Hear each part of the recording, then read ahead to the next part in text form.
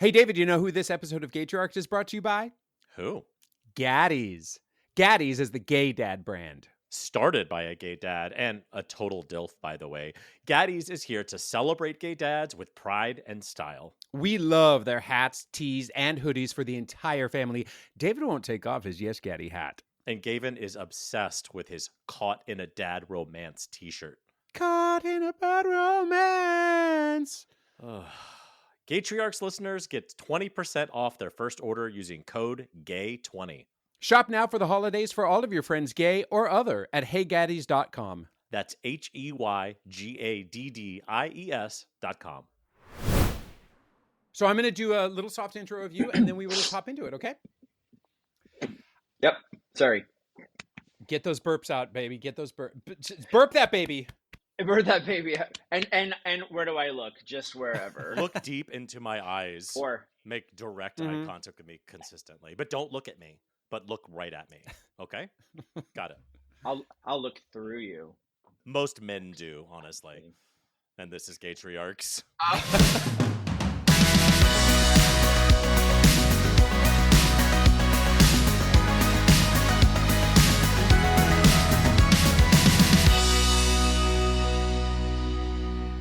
So, David, did you know that we are profoundly uncool?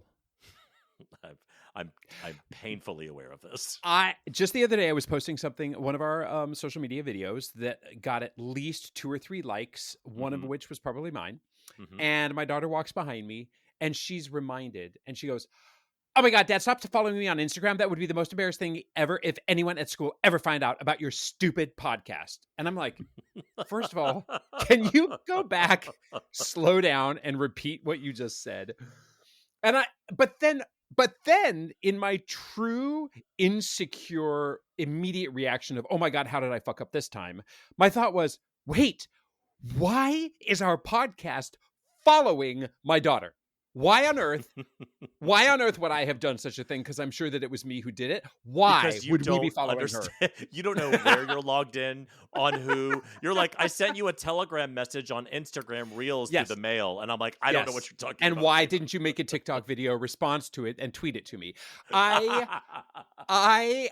So there were so many things to unpack there, not the least of which was, excuse me, it's cool that your dad. Never mind. We have 10 of listener of this podcast. There is so many person that loves this show. So that is She then clearly operates like I do, and she had thought about this 75 times apparently over the last who knows how long, and then this prompted her to remind herself to block us and disfollow us, or whatever the phrase may be. So we have been forced to unfollow my daughter, which, by the way, I am perfectly fine with, because we should not be following children on this account by any stretch of the imagination. And that's nothing more than just maintaining our own, frankly, coolness. Like, we do not need to be following people unless we're the president and she's 15. Then it's okay. True. Or if we're Megyn Kelly and we think, well, sure, she was 15. Yes, no, that is true. Also, like, putting myself in her shoes. Yeah, that's fucking. My dad has a podcast. What a fucking loser. Yeah. Oh, yeah. Absolutely. Absolutely. Especially because podcasting was not cool as of about 15 years ago. And yet here we are still plugging away. So if you wondered, listener out there, thank you for thinking that I don't know if you think we're cool, but you do stick with us, and thank you for doing so, because my daughter certainly has not. Meanwhile, the conversation continued a few days later when she said, "By the way, Dad, can you just," I didn't write this in the outline for your sake. "By the way, Dad, can you just stop podcasting? Because insert name here said, oh my God, does your dad have a podcast?" And I had to blatantly look her in the eye and say, no, he does not. So Dad, please delete everything. So basically, please do not exist publicly in any way. That is, and welcome to teenagerhood. Yes. Oh my God. Not only are we not cool, I've been told to erase my existence.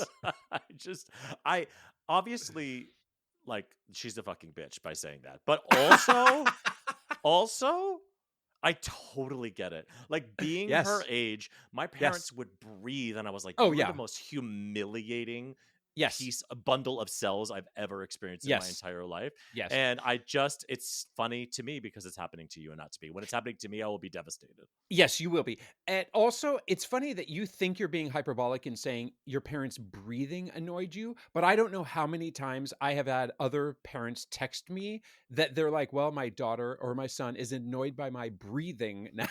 So it's so No, universal. legitimately. Legit.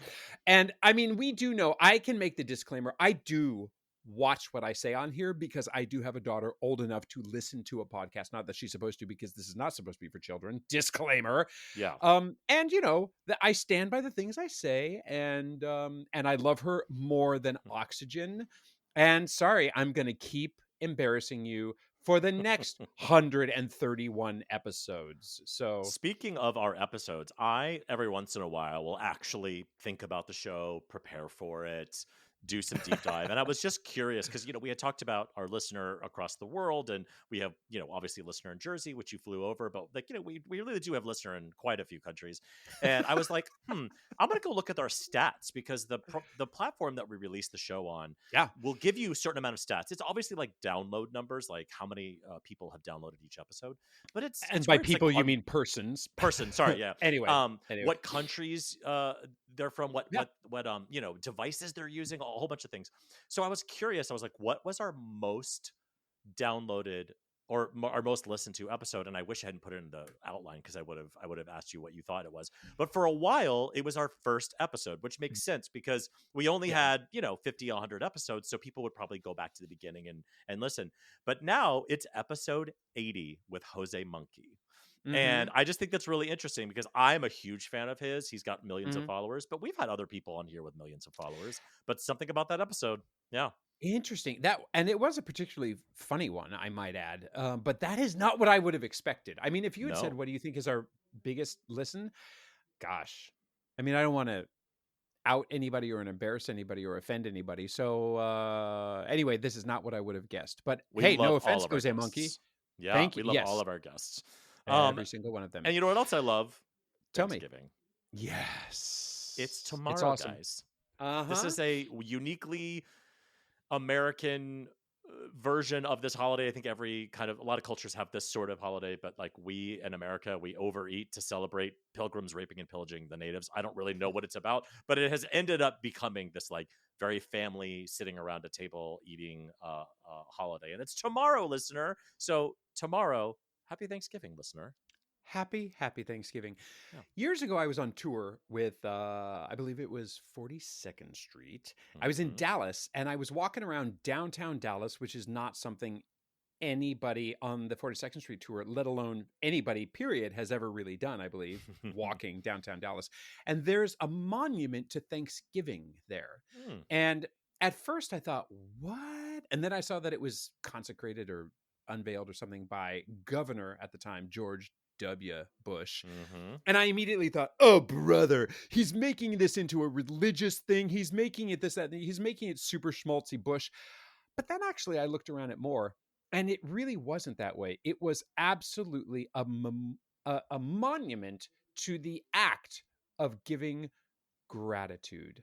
And Lord, David, here we go. it was there. Jesus, it was there Mary, that it all began. And I realized, oh, so much more, that A, Thanksgiving is not a religious thing. B, it is founded in a terrible history. But see, there's Canadian Thanksgiving. There's cultures that celebrate the harvest, and they give thanks to, Madonna's share and all of the gods in the world who make it possible that we can gorge ourselves. And ain't we grateful for that? So we happy really Thanksgiving, are. everyone. Yeah, happy Thanksgiving. I have something helpful for you. I have a dad hack this week.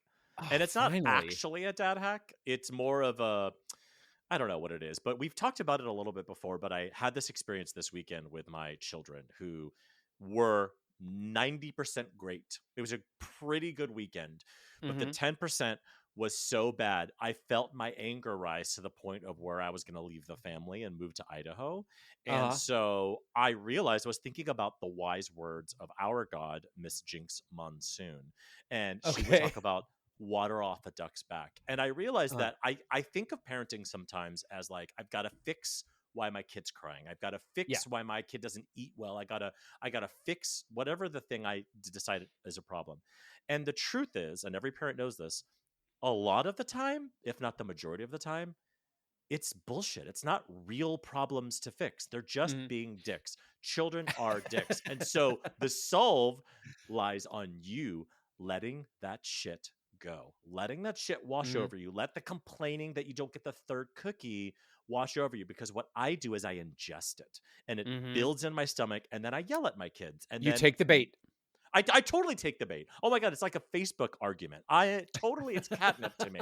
And so I realized this weekend, I had to realize, because I have to keep telling myself this, is that when they're in those states where there's not actually a problem to solve, they're just being dicks, you have to let it go. You can't fix it on their side. You just have to let that water roll off the duck's back. Well Thank you, Jinkx said. Monsoon. Yeah. If we could possibly internalize that, we would all be better off. But instead, we will continue to forget about it. We will continue to forget about it, internalize it, forget about it until after the fact. And well, things that I won't forget. I have a what would you do, David? What would you do? So last week, my son had some friends over. I can't believe you didn't sing it, by the way. I just want to point out, our listener out there is very disappointed that you didn't sing it. Well, you put in the sound effect, so we're mature. We've moved on. We're cool now. We're elevated. This is an elevated podcast now. So, my son and some friends were sitting around. I am friends with all these kids. I respect them. I like them, and I like the parents. Something happened, though, and I didn't know what to do in the moment. I was so taken aback. The boys were sitting around, and they were kind of doing this chant thing like, my name is Rick. I got a big dick. And I did overhear them say that a couple of times, and I let it go. Then one of the kids said, okay, pretend my voice is really high, and I'm going to say, my name is Ray, and I am... And I heard him muffle it a little bit. I was doing the dishes, and I immediately snapped a look over at one of the kids who didn't say it. And that kid immediately said, I didn't say it. He did. And in the moment, I was so taken aback by it. I admit I did nothing. But boy, have I been thinking about it incessantly for a week. You didn't let it roll off your back. No. Yeah. I hadn't heard your hack yet. So now I will. Now I'll be able to. And ultimately, I chose not to make it a big deal, obviously. But before I go into a little bit of my existential odyssey on this topic, I want to know, David, what would you do? I regret asking you to sing it. So I'll just tell you my gut. My gut said, I have said some heinous shit before. At 12, I do not have a great history of being a preteen and saying kind things, okay? However, it didn't seem malicious. I think I would have been like, oh, you mean gay? Yeah, he's totally gay. I know, Rick. Haha. Like, I would have released the tension a little bit. I would have been like, you could say gay. Like, my name is Dave and I am like, that is totally fine. If it was like, my name is Bob Saget, and and then we went on, then I think I would have said something. But I think in that way, like, take the air out of the room, guys. You know I'm gay. Gay is a funny word. It's nice. It's probably your top 5 favorite words. Go ahead and say gay. And you rhymed it. And you just rhymed it. And what's the big deal? Like, the dicks out there are not pissed off that they were rhymed with, right? Correct. So, I think you're very right. And I didn't make a deal out of it. I do. Yeah. Listen to me. You're right. Period. You're right. Love it. That's all I wanted to hear. Okay. Moving on to news of the week. Guess what? There's absolutely no good news in the week. Oh, man. None. I mean, none. There's some little points here that we get to like notch a little win here and there, but really there's no good news. I will say this piqued my interest, though, and it falls under the good category, which is a hotel in Massachusetts, not, Utah or West Virginia. Massachusetts had to apologize to a lesbian couple because a security guard ejected them from a bathroom. Why? Because one was mistaken for male. Now, a lot to unpack here, not the least of which is it's Massachusetts. The assumptions made, also trans rights in bathrooms surely is fine in Massachusetts. Please correct me if I'm wrong. But let's focus on the good here, which at least the hotel did the right thing and they apologized, right? Right. I will not take the bait on this one. I will say there is only positive to the story, which is they had to apologize and not the fucking insane thing that we do, which is all reducing down to you must check your genitals at the door. I need to see your pussy. I need to see your dick. Or are we talking about presentation? Are we allowing the bearded trans man in? Like, what are we fucking talking about? I just want to shit in peace. That's all I want. I don't care if you have a pussy between. Like, anyway, I'm not taking the bait, Gavin. I'm not doing it. I'm not doing it. Okay. This is a positive thing. The hotel apologized. Good for them.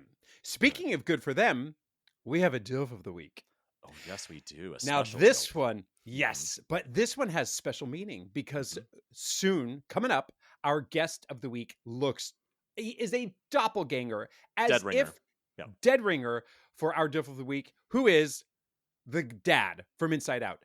So does he have a name? Who knows? We've talked about him many times on here, but he has not been featured on our page of our framed DILF of the week. So no, he doesn't have a name. You meet him in the parking lot of a rest stop in his family Subaru to give him in the minivan, roadhead in the minivan like that. We don't need to know his name. we just know you have this delicious mustache. You're gorgeous, and we love you. And this is also our guest coming up. Dead ringer. Like literally, Google both of their names and tell me that they're not the exact same person. We'll have a side by side later. Yes. And hope. Well, anyway, insert joke here. Speaking of inserting jokes, guess what else is coming up? What? Our top 3 list. Gaytriarchs top 3 list. 3, 2, 1. Did you pull a muscle reaching for that one? That transition? Last week, I gave a stupid topic, and even though David did his research on it and I did not, I'm going to change the topic because we're going to simplify this, and I'm going to underthink it and just let water off a duck's back and move forward with simpler top 3 lists. All right, so. Ignoring what it was last week, listener, thank you for paying such close attention and probably making your own top 3 list alongside of us. Let's just make this easy. Tomorrow's Thanksgiving, and it's fantastic, and we're all about the gratitude. And what is our gratitude most for? Side dishes. I just want to know what your top 3 side dishes are, okay? Now, I do think that honorable mention goes to mashed potatoes, so I'm just taking off the table for me anyway. Yeah, and I want to just go with what I absolutely love, which is number 3. The only time of the year that I love Brussels sprouts. I love roasted Brussels sprouts with bacon. Okay. Yeah. For me, number 3. Love those. Number 2, green bean casserole. The only time of the year that I actually like green bean casserole, but the right amount of crunchy onions on top. Come on. I tried to make a bougie, like Barefoot Contessa from scratch, fresh ingredients. It was, guess what? Terrible. Yeah. You just need it out of a can, and I love that taste of my childhood, green bean casserole. You love it in the can. You do love it in the can. I do. Enough said. And then number 1, stuffing. Really good, moist, big, chunky stuffing. Number 1, hands down, especially when it's big and juicy.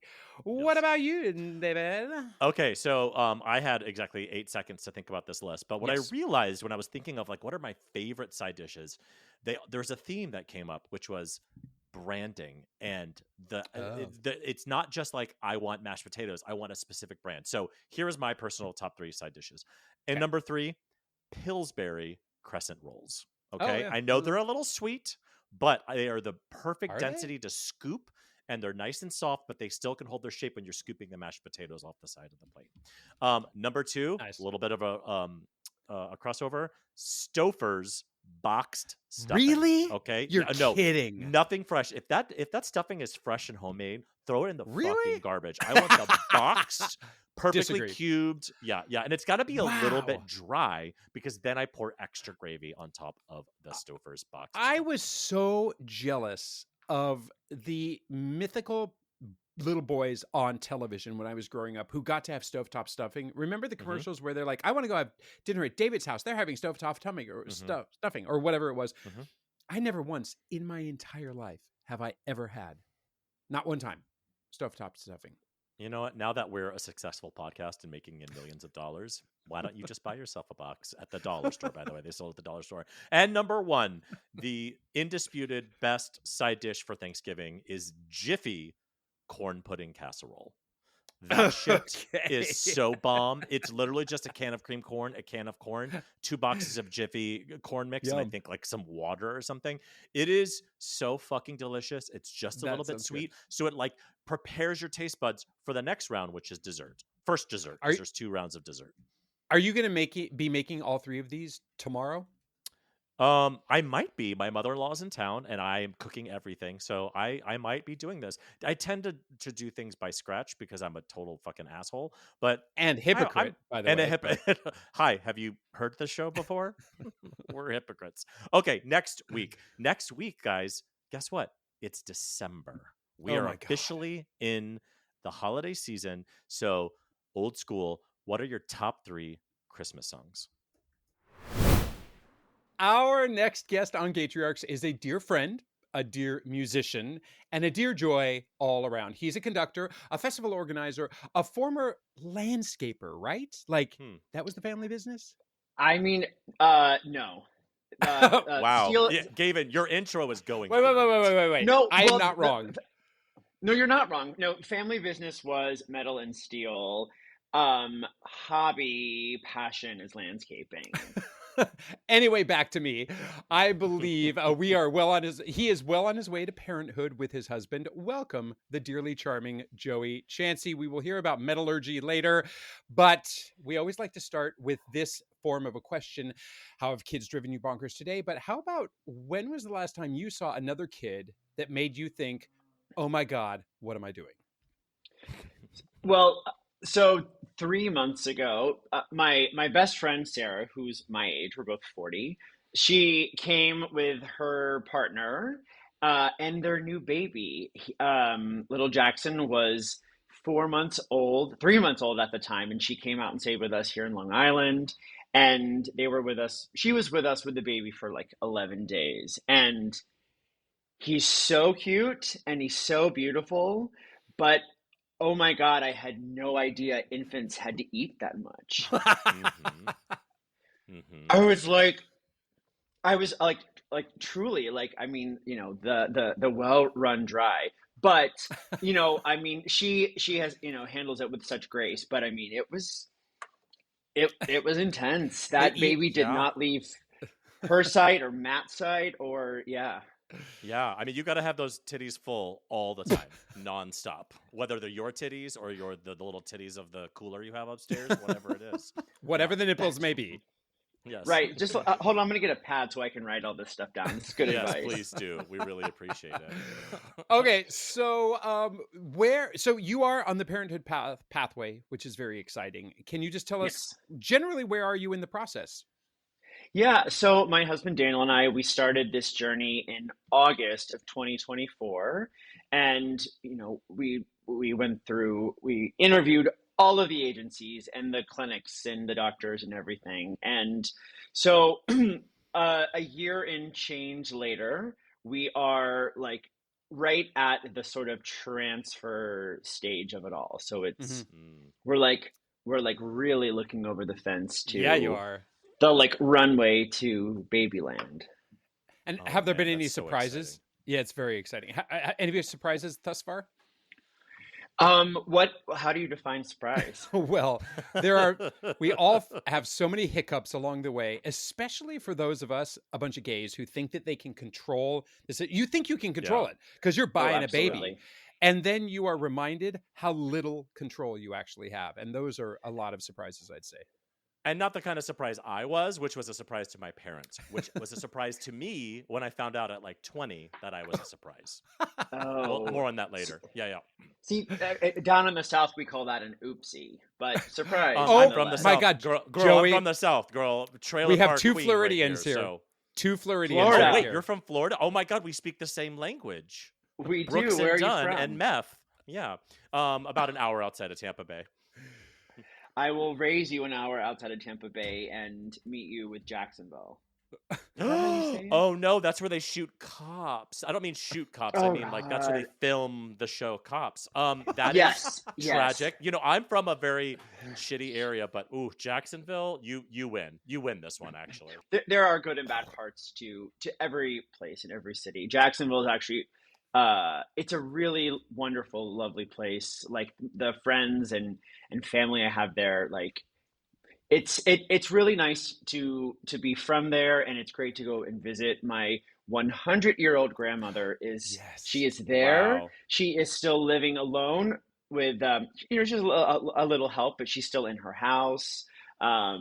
So Jacksonville is it's a huge city, and but my little sort of portion of it is really, really sweet, really beautiful. Well, that was a beautiful trip down Floridian Lane. But Detour. but bringing Lies. it back to the Go ahead. kiddos, what hiccups have you had? So we went with an egg donor that was on paper is amazing, and in real life, it was amazing, and like we had no idea, so we were obsessing over every single tiny detail of like, oh my gosh, she has blonde hair, but if we mix with her, like, what will they look like? Is this okay? But she was pursuing she was doing her residency in Seattle.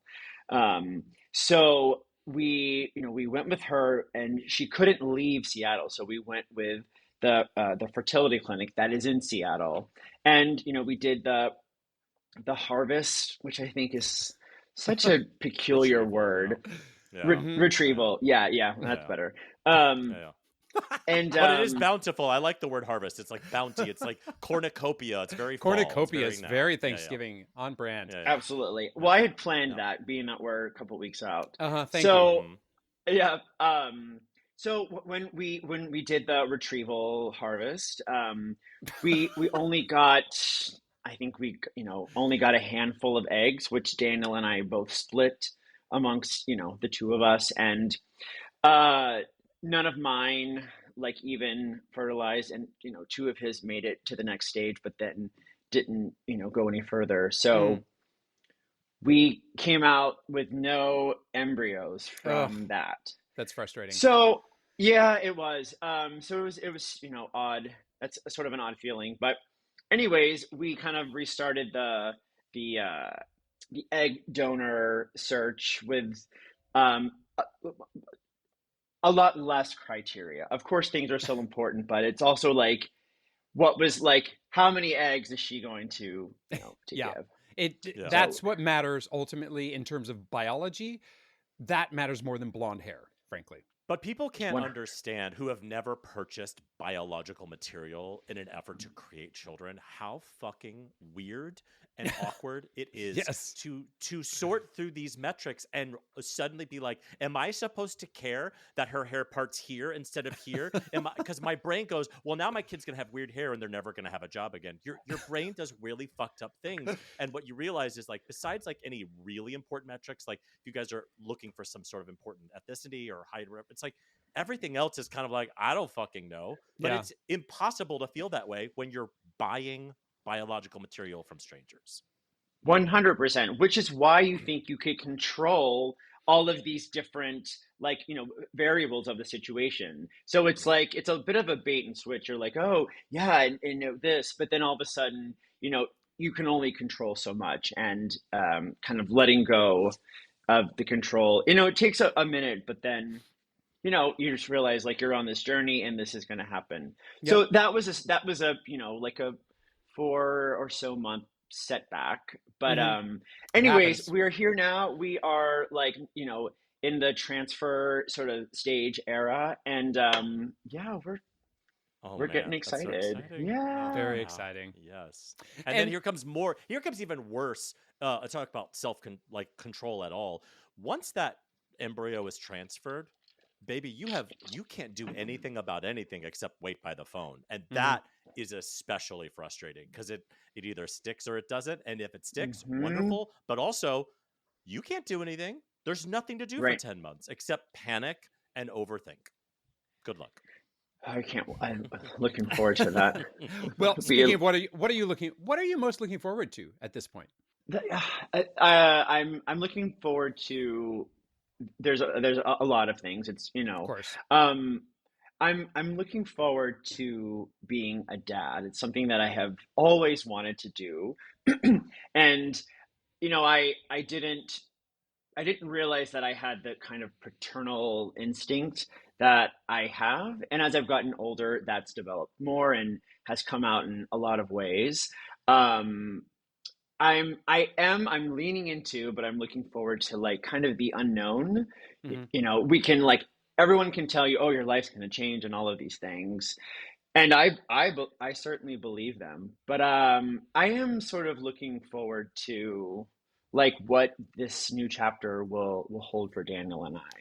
I think it's Oh, impressive for you to immediately acknowledge letting go of control a little bit because yeah. as a conductor, you are in control of a lot, I would imagine, or pretend to be in control of a lot. When you are conducting an orchestra, theoretically, you've got anything between 3 and 73 musicians literally waiting for every little muscle twitch. So I wonder how much of a While the control freak. woodwinds completely ignore you. Yeah. Sorry. Of course, and the violins don't look up, but No. I'm just kidding. I'm kidding. Yeah, Are you a bit of a control freak, would you say?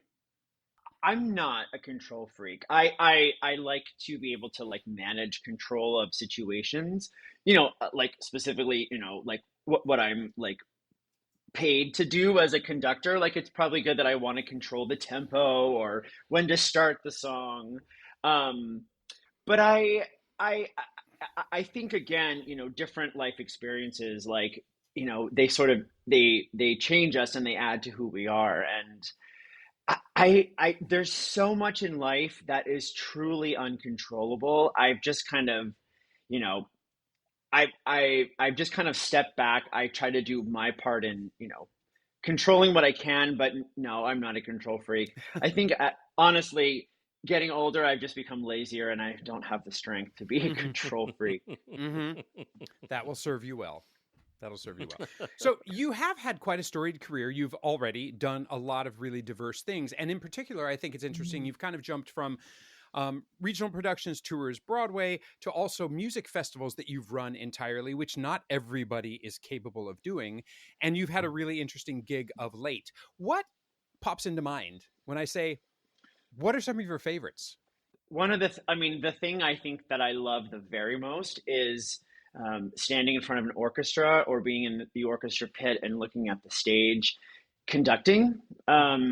There's something about it to me that's like it's indescribable, and I think when I am in those situations, it's a little bit like not to get like all emo, but like it's Please, I'm here I. for it. I'm here for it. Absolutely here for Oh, it. that's right. You're the emo one. I Right. got it. Yeah. No, I mean, I think when I pick up the baton and I start like conducting and making music with people, I'm like, this is exactly what I'm supposed to do, meant to do, and it's also like this is like who I am. Mhm. Um, but I also love to do sort of a lot of things under the production umbrella, like producing and coordinating, and all kind of like production design. And I had a teacher in high school. She said, when you go off to college, you don't have to do it all, but you should learn how to do it all. And so I sort of paid attention to that, and all those different skills kind of set me up. One of the things that I did, it's been a couple of years now, but I ran a music festival that was in the Pocono Mountains. And it was multifaceted. I mean, I conducted the orchestra for a few concerts, but I coordinated the contracts with the artists and booked the venues and like made the lighting and sound, equipment list and directors and choreographers and budget and all of that. It was great, and it was an incredible learning experience. But I think that to be stretched, sort of that far and wide. I'm glad I did that when I was younger. But the things that I've taken from that have been invaluable. I No feel like doubt. the best conductors I know, at least fully understand the language of every instrument. They don't need to play the French horn and the double bass and everything, but they understand how they are played, what the fingerings are like, where the range like. And we all know conductors who are just like, I just wave my stick in the air and they play. And then we know some who really understand how each of these instruments plays into the whole. And it's the same thing with, on my end, like directing live events. It's the same thing. Like, I don't design costumes, but I fully understand how costume designers not only work, but the language they speak in. And that Right. always nets, I feel like, a great leader is somebody who isn't trying to play the French horn, but understands what and how you do it. Yeah, no, that's like incredibly well said too. Yeah, I mean, they're especially like in like a musical theater Broadway setting, the music director is like coordinating and speaking to like a bunch of different departments: the crew, the creative team, the design team, the orchestra, sound, and musicians. And there's sort of a bit of like language and communication that's a little special to each. So when did you ever have a communication breakdown where it was driving completely off the road and you had a shit show in front of you with a baton? That you're legally allowed to tell us. I mean, I don't want to brag. I don't know if that I don't think I can recall like a shit show. Like I've never had to stop a show. I've never stopped a concert. I've never stopped a Well, song. that's good. You're like, good for you. Yeah. So I think Gavin to like it kind of goes with the like letting go and the control freak thing. Ironically, the show that I met your husband on, Todd, was like, that was certainly like a life-changing like time for me and event, and the different sequence of things that happened. But And I that was show was? conducting La Cage aux Folles, the tour of the last Broadway revival. But he sent me on the road, and we were in tech, and then things sort of changed up a bit, and the next thing I know, I'm the conductor, and that's right. I had that. it was a very sort of involved score and show. It was a small orchestra, and we had two exceptional leads, and one of them kind of would improvise or take a verse off or two or change the lyrics or Wow. whatever, or jump places in the song. And I was just like, you know what? I had a little microphone that I would say to the orchestra, stop playing, just stop playing. and I would just I would just keep playing and follow them along. And as Todd and I would say, Liberace it up, and just and then get them back on track. And then I tell the orchestra, we're back at measure 42. And I know exactly who you're talking about, and I know all those stories because the co-star is a very close friend of mine. And the stories I would hear, I'd be like, how could you possibly do a show every night with that sort of volatility? Like, how do you do it? I to be honest, it was actually like it was so like sweet and sincere, and like it was kind of like, it became kind of fun. And I would always say, people were like, oh, how was the show tonight, whatever. I was like, we didn't stop. It was great. we did the show. We did the show, and we didn't stop. Nothing stopped. And I say that actually like sweetly. It was that experience where I just was like, you know what? I'm just gonna like make this happen and work, and I can't control it. Yeah. So no, there has never been a train wreck shit show under my direction. Right. Of course. Now I just jinxed myself. Right. But, well, just wait until you're a parent, and then there will be a shit show of train wreck that you have to manage there. But I would say that this is a perfect example, though, of having to manage a shit show and you keep going. And the fact that you have the ability that you're not only playing the piano and conducting at the same time, but to just say, I would imagine calmly, just everybody stop. We're not going to panic, but I'm just going to noodle along and make shit up. And then eventually the musicians, who are all professionals, are smart enough to be like, okay, here we go. And we're back in at 42. Not many people have that ability, including musical directors, I would say. Well, especially if you're on a tour and you have, you're picking up 5-10 local players who don't have this kind of back and forth. You probably have a solid person in each area of the orchestra, but that's got to be hard for those locals too. It was, well, at the rehearsal, at each city, I would tell them that, and they all thought I was joking. And I'm like, no, I'm not. I promise you, I'm not joking. And then when it really happened, they were like, but we traveled with 4 musicians, and we picked up 4 musicians. So that's a small band. It was a small band. Yeah. That's nice. But nonetheless, that experience taught me a lot. It's just you know what? You can't get worked up. You can't get hysterical. Panic. You just panic. You just gotta sort of roll with it, and that's really creative. That's what we did. Thanks. Speaking of panicking, I'm curious because you're on this precipice of being a father, something you've thought a lot about, you're excited about. You have the wherewithal to know that you don't know everything. What is there anything specifically that scares the shit out of you that's coming, that that's coming? Lack of sleep. Mm-hmm. Well, make peace with it. Yep. If I can give you any piece of advice about that, splitting the nights in half saved our marriage, because in the beginning we would either go back and forth, your turn, my turn, or it would just be whoever woke up and whoever wasn't pretending to sleep anyway.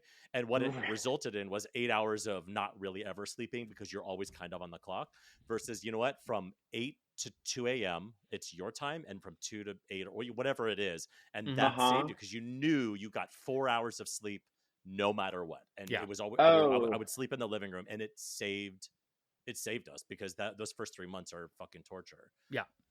That's a great idea. Yeah. No. Same. Before launching entirely back into babyhood, which we will, I am curious, you've had a really, really unique musical experience just recently. Will you tell us about that trip to the Vatican? Sure. So 10 years ago, actually, I started music directing one of the choirs at St. Paul the Apostle, just as a sort of fun side gig. I took it and was like, yeah, I've got plenty of time to do it. And then that summer I was doing 2 Broadway shows at once and a music festival, and making omelets for the neighborhood and all, But so I had I've been with the choir. It's grown and grown and grown and grown. And then during the pandemic, everything sort of shut down, and then they had offered me the job as the director of music, full-time position. And interestingly enough, I said no. When everything reopens after the pandemic, I'm going to just be so in demand and so busy with theater, I just couldn't possibly. But then my husband Daniel and my grandmother were like, you have to take this. What are you thinking? This is perfect for you. So I took it, and anyways, the program has grown and grown and built up. So we went on a 10-day pilgrimage to Italy. We did 4 concerts, 3 masses, and we sang at St. Peter's Square for what they call the papal audience. And going over there, we have a really talented composer who he wrote a song using Pope Leo's words from his first homily and his first speech. So we went over, and we let our friends, our correspondents at the Vatican, know that we were coming over with this song. And the letter of who we are. St. Paul's is incredibly inclusive, and the LGBTQ community is very strong in that parish, which is why I'm happy to sort of give myself to that program. But anyways, we were over there, and it was like the last day of the trip. We go to this papal audience. There's like tens of thousands of people there.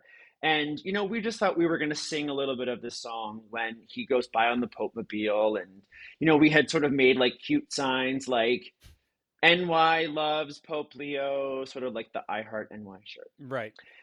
And so then we like wait through security. It was like pretty disorganized. And then this escort, brings us up to the front to these seats. I'm like, great, we have seats. They go, oh, no, turn around. And then they walk us back around, and I'm bringing up the rear. And all of a sudden the escort walks us to like the front steps of St. Peter's Basilica. And I round the corner, and there's like 50 chairs set up, and there's a microphone. And I was like, oh, crap. Like we're not just singing this, in passing. We're like singing this for like 100,000 people and the Pope. And my first thought was, is one microphone enough? And then my second thought was, oh my gosh, I wish we would have rehearsed this short version of the song more. And my third thought was, I wasn't wearing a blazer because it was hot and I had sweat out my other blazers. So I was like, oh my gosh, my grandmother's going to be so disappointed. And then after that, after all those, vanity things, then I realized, oh my gosh, like we're have been bestowed this incredible honor to sing for the Pope and in front of all these people. And I also think that gesture on the Vatican's part speaks volumes, having selected and, chosen, a church like St. Paul the Apostle. And, we were very articulate in our letter that the choir is made up of like a wide array of people from the LGBTQ community, different faiths, all of the above. So it was a very special moment. And as the director, when we did round that corner and we went to our seats, I got to watch on every choir member's face, like watching them process what was happening and like seeing like in some way or another their lives sort of change like right in front of my eyes. It was very, very cool. That's awesome. That's awesome. Thank you. So as a musician then, I'm curious, obviously music is going to be a priority. Have you thought about what lullabies you're going to bring to your kiddo down the line when you are a dad? And might that even include... Oh, you have? Other than like Back That Ass Up and WAP and stuff like that. Yeah, which are like the classics. Yeah. I've been working on those on the guitar so I can play in the nursery. Yeah. Love it. Yeah. We might not start with those, but I mean, like I'm a big fan of Peter, Paul, and Mary. They were my first concert that I ever saw. It was one of the reasons why I started playing the guitar as a young kid. So I think we'll start with there. I mean, Peter, Paul, and Mary's, that's about where my guitar skills like top out.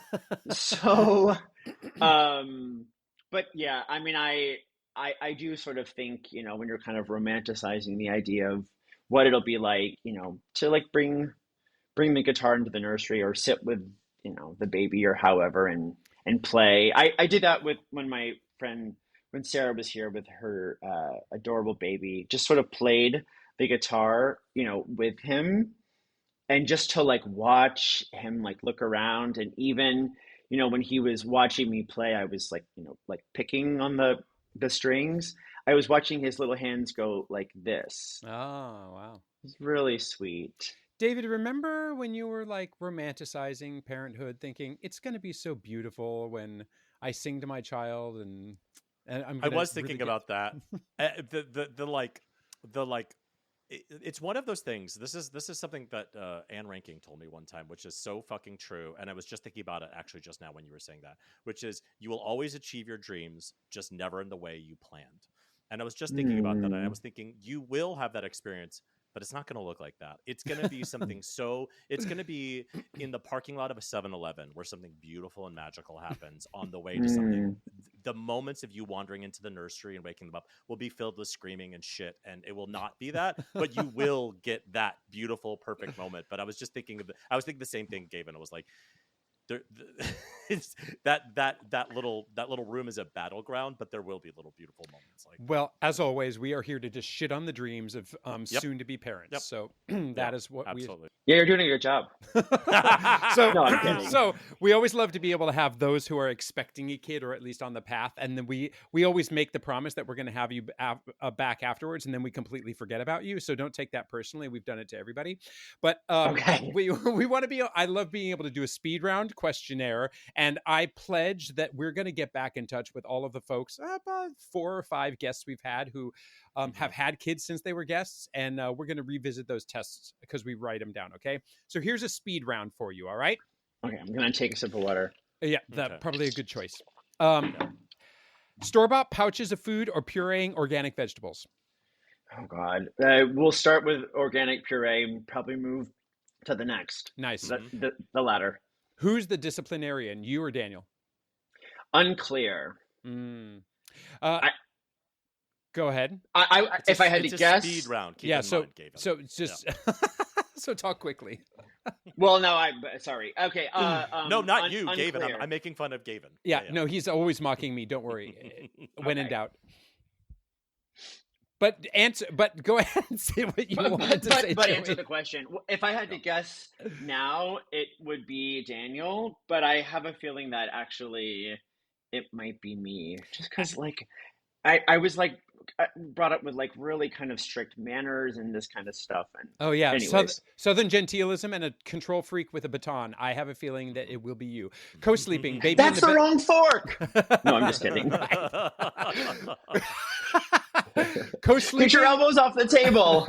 Co-sleeping, baby in bed, or hell no? Hell no. Pacifier, is that going to be a hard no, or whatever stops the crying? Whatever stops the crying. I'll just be honest. Staying home versus going out. Are you going to be the baby adapts to our lifestyle, or we don't leave the house for 6 months? I would say somewhere in between. Germaphobe or building immunity with grime? Building immunity with grime. Good. And something you will absolutely not repeat from your parents. It's all right. You're not criticizing. Absolutely not repeat. Velveeta shells and cheese. Something so delicious. that you will adopt So from your delicious. parents in parenting. I think my mom's like warmth and like attentiveness to making like events and moments special. Birthdays, Christmas, Easter, it wasn't like this lavish, setup, but it was just like, oh, the Easter bunny came and this, and I think those are really sweet, memories. One last one. Does your is your grandmother still super invested? And she must be excited too about soon being a great grandmother. She's thrilled. Yeah, I mean, Awesome. she has like, everything that we like talk about, like, obviously, she's sharp as a tack, but like she remembers everything. She's interested. She's curious. She asks questions every time we talk. I'm always so fascinated and yet not surprised by her, for someone who's 100 years old, and what she has seen in the course of her lifetime. No doubt. I mean, and then to be 100 years later, sitting at her breakfast table with her grandson and his husband, talking about the baby they have on the way. Oh, to be 100 it's incredible. And be in Florida and not use the F slur and the N word all the time, you're a winner. You've already surpassed most of my family, so I think you're good to go. All right. Well, Joey, thank you so very much for demeaning yourself and being on our stupid little podcast. We wish you all the best and can't You're wait gonna to have make such a great open time. promises about having you back after the baby is born. But we will do that. I'm shitting on ourselves, mainly on David, to say let's do this. Let's bring the people back. Okay. I'm going to follow up because I want to be back on this. Good. Okay. Good. Yeah. Sounds good. Thank you guys for having me. I want to do it at month 2.5. Yeah. That's what I want to have you back. Great. You're like, I want to get you at your worst. At the worst. Yeah, it will the be. absolute worst. It Because will at be. 3 months, you can start doing sleep training, and then you get maybe a 12-hour block of sleeping. But right at that 2.5 month mark, where you've literally rethinking everything you've ever done in your life, that's when I want to have you back on. Yeah, that's around 6 p.m. if that works for you. Oh, great. Yeah, absolutely. Right at dinner time or bedtime. Yes. Grandmother hour. No, it's an hour or two before bed. That's when the fun really starts.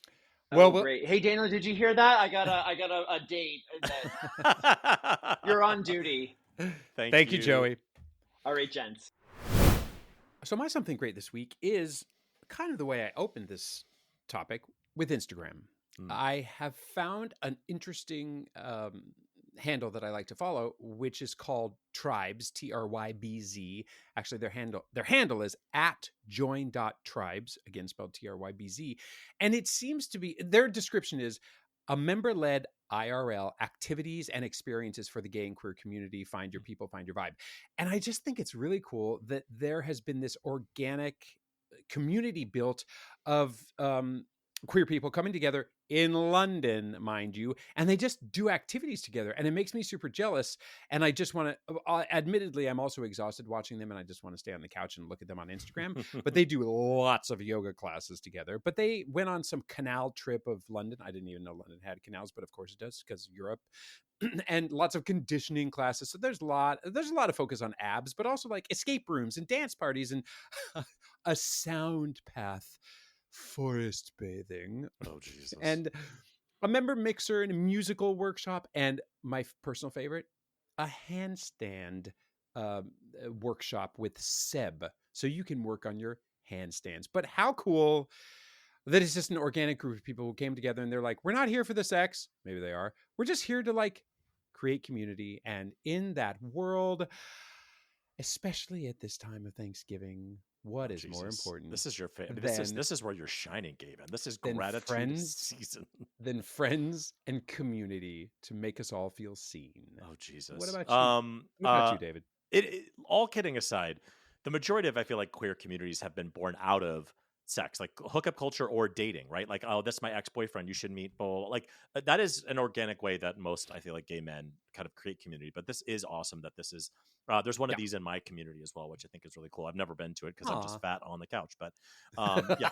All right, so my something great this week is some of you know, some of you don't. I speak Spanish and I'm learning Dutch right now. And so learning another language is kind of fun and it's cool and it unlocks things. I don't get to use it very often, but we are doing this crazy work on our house right now. And I have a lot of people in and out of the house every day ringing my doorbell, and it's insane. And every once in a while, someone will come up and they clearly are Spanish speaking and don't speak very good English, and they're kind of nervous about it. And so when I start speaking to them in Spanish, the wave of relaxation and just their shoulders drop, like you can see how tense it makes them to feel like they're nervous or they're not speaking well. And then as soon as you're like, oh no, you're fine, I'll speak in your language, the way their whole body relaxes. It was exactly how I felt when I went to Bogota this summer, and I thought I was gonna like fucking talk to everybody, and the guy in the cab just started screaming at me and I couldn't understand what he was saying, and my whole body was tense. And so my something great this week is learn a language and find somebody who speaks that language and speak it to them. You go speak their language. It's as simple as that. And that's our show. If you have any comments, suggestions, or general compliments, you can email us at GaytriarchsPodcast@gmail.com. Or you can DM us on Instagram. We are at GaytriarchsPodcast. On the internet, David is at David FM Vaughn everywhere, and Gavin is at Gavin Lodge on Thankful. Please leave us a glowing 5-star review wherever you get your podcasts. Thanks, and we'll build community with you next time on another episode of Gaytriarchs.